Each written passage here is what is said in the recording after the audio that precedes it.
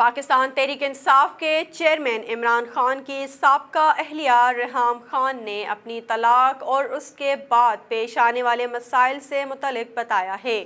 ریحام خان نے امریکی شہر شکاگو میں سابق شوہر کی جانب سے قتل کی جانے والی پاکستانی فوٹوگرافر ثانیہ خان کے موت کی خبر پر رد عمل دیا اور اپنی طلاق کا وقت یاد کیا۔ عمران خان کی سابقہ اہلیہ نے لکھا کہ مجھے طلاق لینے میں کئی سال لگے اور اس وقت مجھے فیملی کی طرف سے کوئی تعاون حاصل نہیں تھا، نہ ہی میری کمیونٹی میں میرا کوئی دوست تھا۔ ریحام خان نے لکھا، اپنے آپ کو اور اپنے بچوں کو محفوظ رکھنے کے لیے میری جدوجہد پی ٹی آئی کے ٹرولرز کے لیے میرے خلاف غلط باتیں بولنے کا بہانہ بن گئیں۔ میرے دوسرے شوہر عمران خان نے اسے میرے خلاف استعمال کیا۔ طلاق جرم نہیں بلکہ زندگی کا حق ہے۔